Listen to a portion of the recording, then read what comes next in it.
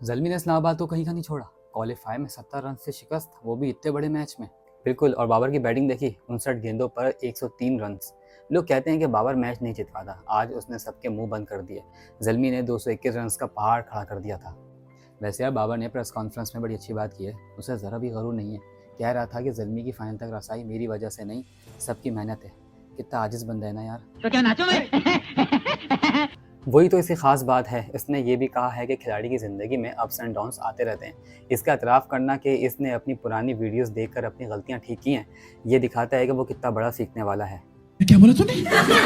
हाँ, और वो कह रहा था कि कभी एक चीज़ ठीक करने के चक्कर में पूरी बैटिंग बदल जाती, लेकिन आज उसकी हिटिंग देखकर लग रहा था कि वो पुराना वाला बाबर वापस आ गया, बल्कि उससे भी ख़तरनाक। ये तो लेटेस्ट न्यूज़ है। उसने साफ कह दिया कि लोग जो मर्जी कहें, वो रिकॉर्ड्स पर तवज्जो नहीं देता, बस अपनी मेहनत पर यकीन रखता है। कराची के ग्राउंड से उसकी यादें भी वाबस्ता हैं और आज कराची के क्राउड ने भी इसे भरपूर प्यार दिया। सच्ची बात है यार, जब इस्लामाबाद की टीम 151 पर ढेर हुई तो मज़ा ही आ गया। अब तो बस फाइनल का इंतज़ार है।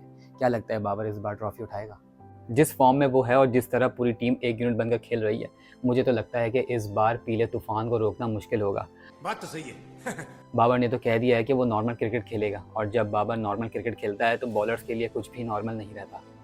सही कहा। चलो फाइनल की तैयारी करते हैं, देखते हैं कि इस बार ट्रॉफी वाकई बाबर की है या नहीं।